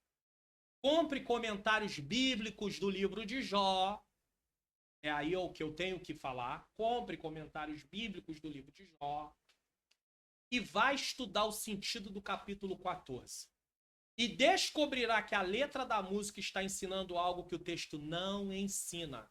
E aí o grande problema, pessoas estão sendo doutrinadas por letra de músicas. As palavras dos amigos de Jó também pareciam ser ditas por pessoas que tinham muita sabedoria. Porém, muitas de suas ideias estavam erradas a respeito de Deus. Existem igrejas que os pastores verificam antes as letras que vão ser cantadas nos cultos. E é o certo. O pastor da igreja ou alguém que ele dá responsabilidade, que tem conhecimento teológico, vai verificar as letras que vão ser apresentadas a Deus, que vão louvar a Deus no culto, para saber se aquelas letras não têm erros teológicos, ensinando as pessoas o que a Bíblia não está dizendo. Imagine num culto que eu vou pregar, que nesse culto eles vão cantar, antes de eu pregar em Jó 14, árvore cortada. O que vai acontecer? Grande parte da igreja vai achar que eu estou rebatendo. Vou ampliar a tela. Grande parte da igreja vai achar que eu estou rebatendo, principalmente quem é do departamento que cantou essa música, vai achar que eu estou rebatendo o que eles disseram. Eles vão preferir ficar com a música do que com a interpretação certa da Bíblia. Eu fico com a interpretação da Bíblia correta e não com a música. A música, essa parte que está com erro teológico, eu descarto. Agora, como cantar uma música com erro teológico se o erro está lá? Vai pular isso? Aí o que alguns pastores fazem? Eles verificam o que vai se cantar, tá? E nessas igrejas, músicas como essa não são cantadas, pois ensinam o que a Bíblia não ensina. Porque senão, os pastores terão sérios problemas. Porque eles vão pregar uma coisa e a música prega outra. Eles pregam outra coisa e a música prega outra coisa. Então, nós temos que se posicionar. Com quem vamos ficar? Com a letra da música, o ensino da música ou o ensino da Bíblia? Eu fico com o ensino da Bíblia. Ainda que alguém fique chateado, aborrecido, reclame, não aceite, não importa. Mas eu fico com o ensino da Bíblia. Então, se a música tem erro teológico, está ensinando algo que a Bíblia não diz, eu fico com a Bíblia. E aí imagine eu num culto pregando sobre Jó 14, vou falar lá sobre a árvore cortada, vou falar sobre Jó, vou dar a interpretação correta do que Jó está falando, sendo que o hino, a música, está falando uma coisa totalmente oposta. Aí vai ter esse problema lá. As pessoas vão olhar para mim e vão achar que eu estou debatendo. Não estou. Eu estou pregando o que o texto diz. A Bíblia diz. O que Deus disse. Eu não quero saber o que o cantor disse. Eu não quero saber o que o escritor, quem escreveu a música diz. Eu quero saber o que a Bíblia diz. O nosso problema é a nossa tolerância. A gente está aceitando tudo em nome de um amor que não é amor. É tolerância. É tipo Eli.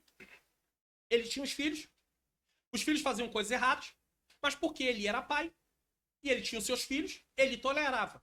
Aí, vamos chamar isso de amor? Não. Vamos chamar de compactuar com o pecado. No final, quando o juízo de Deus chegou, ele também sofreu o juízo de Deus. Por quê? Porque Eli foi conivente com o erro dos filhos. O que Eli tinha que fazer? Ir lá e, além de advertir os filhos, se eles continuam na prática, removê-los do sacerdócio. Mas não, ele continuou deixando os filhos na posição que estavam, porque eles eram filhos. E aí o que aconteceu? O juízo de Deus veio e também afetou a Eli. Então nós não podemos, em nome das pessoas, gostar, mas a letra é bonita, as pessoas vêm pra cá, é por causa da letra que eles também estão vindo. Se a gente tirar esse tipo de música, eles não vão vir mais. Ei, eu tô cantando é para agradar a Deus, para louvar o nome do Senhor. A música precisa ser uma música com base teológica, com uma boa teologia. Senão vamos cantar uma coisa, ensinando uma coisa na música e falando outra coisa na pregação. E a pergunta é, o que as pessoas vão ouvir mais?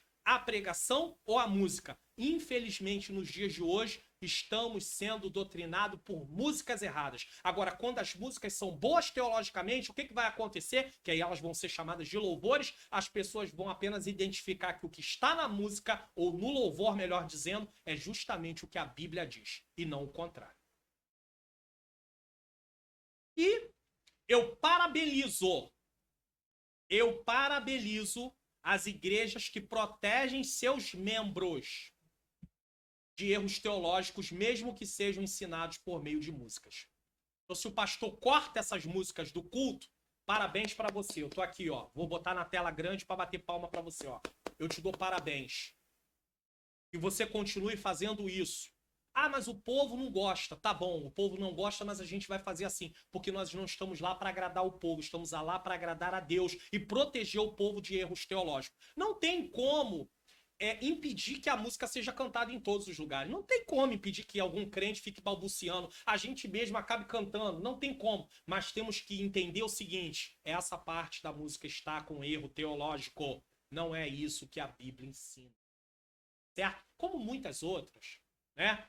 Quem te viu na prova e não te ajudou, quando vê você na benção, vai se arrepender, incitando as pessoas a odiar umas às outras. Jesus pregou foi o amor, não foi o ódio, não. Então, esse tipo de letra de música, totalmente fora. Erro teológico, essa então tá com erro teológico grosseiro. E a gente tá lá cantando porque é bonita.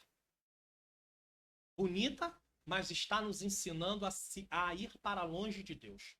Tem muita gente revoltada com Deus porque foram ensinados com erros teológicos. E aquilo não se tornou realidade. Cultos não são para entretenimento, e sim para cultuarmos e aprendermos as verdades de Deus. Deu para entender? Cultos, vou repetir em tela grande, cultos não são para entretenimento, e sim para podermos cultuar e aprender as verdades de Deus.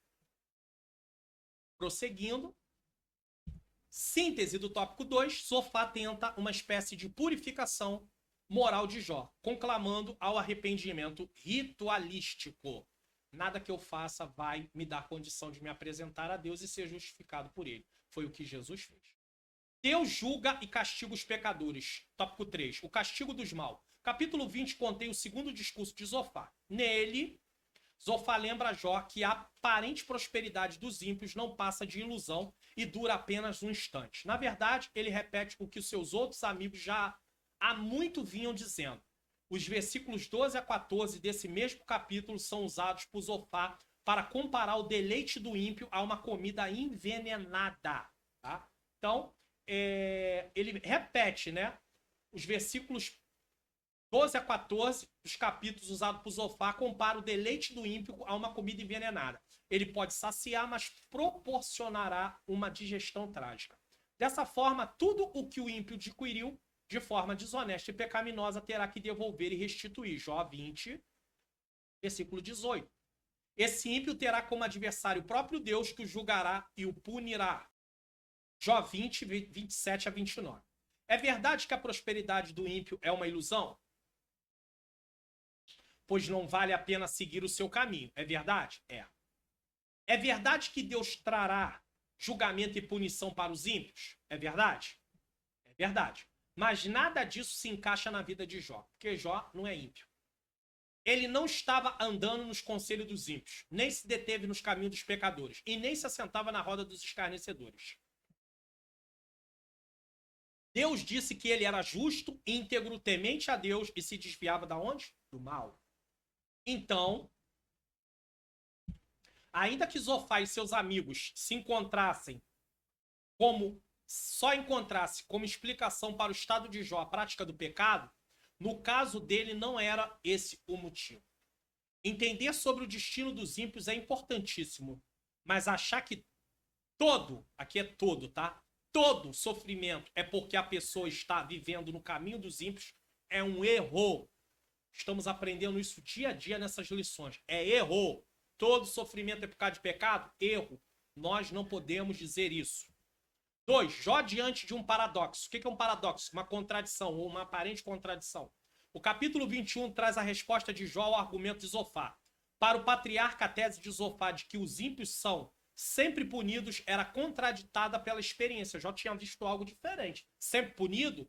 Sempre vão ter que restituir o que fizeram de errado nessa vida? Para Jó, isso não era bem assim na experiência de vida dele. Os ímpios poderiam sim ser punidos, mas isso nem sempre parecia acontecer conforme descrito. Por que razão vivem os ímpios, envelhecem? Por que razão vivem os ímpios, envelhecem e ainda se esforçam em poder? Jó pergunta. Jó havia constatado que os ímpios pareciam gozar de longevidade e prosperidade. Jó 21:8. Além de terem vida longa, eles passavam seus dias em total regalia e morriam em total felicidade. Como podemos constatar nesses versículos? Passam eles os seus dias em prosperidade e em paz desce a sepultura. Jó 21:13, na Almeida Revista Atualizada. Salomão observou o mesmo que Jó. Sabia disso? Eclesiastes 7,15 diz: tudo isso vi nos dias da minha vaidade. Há um justo que perece em sua justiça, ou seja, morre cedo, e há um ímpio que prolonga seus dias na sua maldade. Tem vida longa. Salomão viu a mesma coisa. Isso quer dizer que viver uma vida ímpia não nos trará consequência? É uma pergunta. É claro que sim. Se vivemos uma vida ímpia, vai trazer consequência? Sim. Jó aqui está argumentando que se o sofrimento dele é causado pelo pecado, como é que ele conhecia ímpios que aparentemente não estavam sofrendo? É isso que Jó está dizendo. Se é por causa de pecado que eu estou sofrendo, então me explica por que fulano, que vive uma vida ímpia, não estão sofrendo. Aí eles não tinham o que responder. Porque nem sempre viver uma vida ímpia aparentemente traria juízo de Deus de forma vista, assim, clara, nesse caso. Isso na cabeça de Jó era uma contradição, apesar de saber que seria o fim dos ímpios. Claro, os ímpios teriam um fim trágico, mas na vida do dia a dia, isso não era o que acontecia de forma visível. Podemos entender essa contradição no próximo subtópico. Vamos lá. 3. A verdade vem à tona. A lei da retribuição não se aplica a todas as esferas da existência humana, nem explica os caminhos soberanos do Altíssimo, pois Deus também faz que o sol se levante sobre maus e bons e a chuva desça sobre justos e injustos. Mateus 5,45. Chamamos isso de graça comum. Então, nem sempre vamos ter uma explicação dos caminhos soberanos de Deus. Como Deus trabalha, como Deus age, como Deus traz a punição. Nós não temos esse entendimento. Sabe o que isso quer dizer? Nem sempre a justiça retributiva será aplicada de forma visível às pessoas na vida terrena. Vamos ver muita gente fazendo muita coisa errada e aparentemente parece que elas estão saindo ilesas. Tá? Parece. Inclusive, tem muitos cristãos que esperam que Deus traga sofrimento para aqueles que lhe ofenderam, seja eles cristão ou não cristão. E mesmo que isso tenha acontecido, nem sempre veremos uma punição visível. Então vamos ver. E aí você vai dizer, mas isso é um absurdo. Ele pecou, ele errou, ele me magoou, ele nem pediu perdão. Mas acontece que essa causa precisa ser deixada na mão de Deus e Deus tratar, e nós seguimos em frente com a paz de Deus no nosso coração e com perdão liberado para a glória de Deus. Porque o perdão, ele é algo que Deus quer de nós. O perdão é uma condição. Eu preciso perdoar para ser perdoado no meu dia a dia. Sou perdoado porque Cristo fez, morreu na cruz do Calvário. Mas no meu dia a dia, eu preciso perdoar para ser perdoado. Porque senão eu vou acumular várias coisas sem perdão justamente porque eu não estou disposto a liberar o perdão. Deus mandou eu perdoar e por isso eu vou perdoar. Perdoo não porque a pessoa merece, mas porque eu amo a Deus e por gratidão a Ele, eu obedeço às normas de Deus. E ainda que o meu eu, queira dizer, mas é injusto perdoar Ele porque Ele não merece. O Espírito Santo me convence do grande amor de Deus que me perdoou, mesmo eu também não merecendo. Deu para entender a base do perdão? Assim como Deus me perdoou, eu também devo perdoar o meu próximo. E mais, assim como eu não merecia ser perdoado, Deus também me perdoou. Assim também, ainda que eu ache que o meu próximo não merece ser perdoado, eu também devo perdoar. Deus tem formas de tratar com os pecados das pessoas que leva em conta a sua justiça, seu amor e misericórdia. Então, o melhor a fazer é seguir o ensinamento do apóstolo Paulo, já que eu não vou ver punição visível sempre. Romanos 12, 19. Na verdade, na maioria das vezes. Amados, nunca procure vingar-se, mas deixe com Deus a ira, pois está escrito: minha é a vingança e eu retribuirei, diz o Senhor. Lembre-se, quando isso acontecerá, pertence apenas a Deus. Quando Deus vai retribuir, cobrar, isso só pertence a Deus. Nós podemos não entender, o melhor é entregar nas mãos de Deus. Falar, Senhor, faça a tua vontade. Síntese do tópico 3. Zofá diz que todos os maus são punidos, mas Jó apresenta um paradoxo. A experiência mostra que muitos deles são bem-sucedidos. Aí, abre-se parênteses. Não está na lição, mas eu estou acrescentando. Pelo menos aparentemente nesta terra, nesta vida. Então vai ter pessoas que vão fazer coisas que eu posso até esperar que Deus traga juízo nessa terra. E Deus pode não trazer nenhum juízo. Aparentemente. E aí, mas ele vai ter que prestar conta a Deus. Vai chegar um dia de acerto de contas. Ah, mas aí Deus não me honrou, ele tinha que ter me honrado. Ei, Deus não faz nada para minha glória, Deus faz para a glória dele. Quando uma pessoa pede perdão a você, não é para você ser exaltada e ela humilhada, não. Deus não faz isso em troca disso, não. Deus faz isso para que ela possa glorificar o nome dele no sentido de pedir perdão, ter se arrependido dos seus pecados. Deus nunca vai favorecer um e desfavorecer o outro a nível de dizer, você tá certo e ele tá errado para que você se exalte, porque isso vai contra aquilo que ele deseja que seja brotado no seu coração. Você vai ficar soberbo, você vai se achar alguém extremamente importante. E isso não é assim que acontece. E por fim, eu queria até dizer mais uma coisa. Existem pessoas que pensam o seguinte: essa pessoa fez alguma coisa com você, aí acontece uma coisa ruim na vida dela. Na maioria das vezes a gente bate no peito ou fala para si mesmo. Para nós mesmos. Falamos às vezes para os outros também, tá vendo? Fez comigo, agora tá pagando. Deus está cobrando. Às vezes aquilo que aquela pessoa está passando não tem nada a ver com aquilo que aconteceu com você. Tem a ver com outra situação. Às vezes nem tem a ver com um pecado que ela cometeu. Mas você junta tudo e bota tudo no mesmo pacote porque você vê só o momento. Deus vê o todo.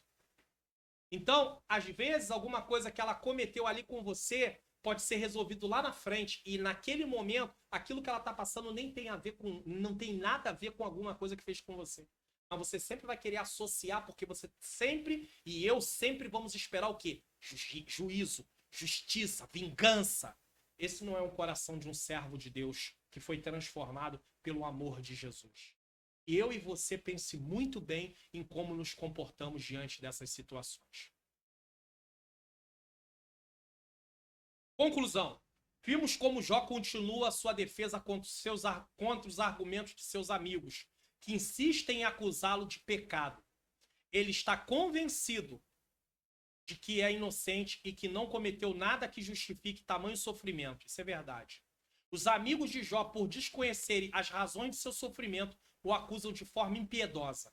E o patriarca, por desconhecer a ação de Deus nesse episódio, chega ao limite do desespero e da desesperança.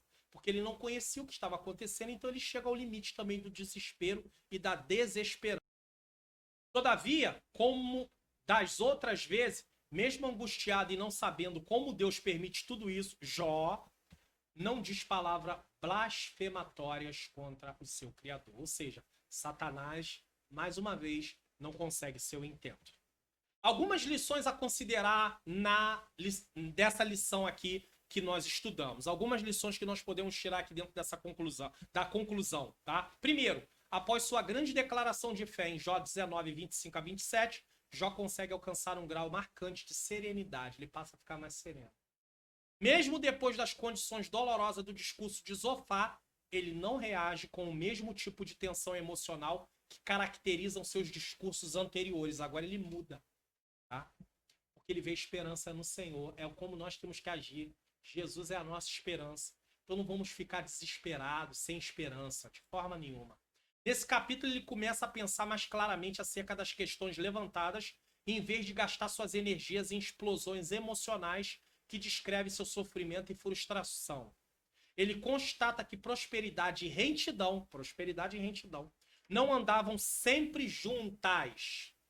Às vezes alguém poderia estar em retidão e não estar dentro de uma prosperidade, pelo menos do jeito que eles esperavam naquela época ou até nos dias de hoje. Porque as pessoas ligam muito prosperidade nos dias de hoje à condição financeira. E a prosperidade tem a ver com e Deus era com tudo que José fazia. Então a prosperidade ela vai se alinhar a toda a nossa vida.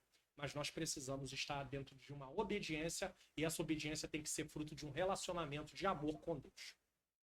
Também fica evidente pela observação da vida que a maldade nem sempre é castigada da forma que esperamos. Nem sempre. 2. Muitos podem cometer as mesmas injustiças de Zofar se não atentar para o seguinte fato. A relação da soberania divina com a realidade humana nos escapa totalmente. Deus tem forma de agir sendo soberano com os homens que nós não entendemos. Por isso, olhemos com mais carinho para o que se passa com o outro e, no lugar de julgá-lo precipitadamente, atentemos para resolver de que forma podemos ajudar. Então, nós terminamos aqui dizendo o seguinte: ao invés de julgar as pessoas, acusá-las, achar que elas estão em pecado, achar que o que elas estão passando é juízo de Deus pelo que fizeram com a gente, fizeram com quem nós gostamos, coisas desse tipo, nós podemos ali de forma humilde ver como podemos ajudar, ainda que naquele momento a única coisa que nós possamos fazer é orar, mas já é uma grande coisa ao invés de apontar e acusar as pessoas, que é o que nós não devemos nunca fazer. Na próxima lição, nós vamos estar estudando aí Jó e a inescrutável sabedoria de Deus. Sabedoria essa que só o Senhor tem para dar. Não pode ser comprada, não pode ser adquirida pelos esforços humanos. É uma sabedoria que só Deus tem e nós vamos estar estudando sobre esse assunto para a glória de Deus. Nesse momento, eu quero orar, agradecer a Deus por esta aula, que é uma aula maravilhosa que o Senhor nos concedeu pela sua bondade e pela sua misericórdia. Senhor, nosso Deus e Pai, Pai amado e Pai querido, em nome do Teu Filho amado Jesus Cristo, eu quero te agradecer por esta aula que o Senhor nos concedeu ministrar. Eu peço ao Senhor que as verdades ensinadas possam ser aplicadas no meu e no coração de todos aqueles que estão acompanhando esta aula.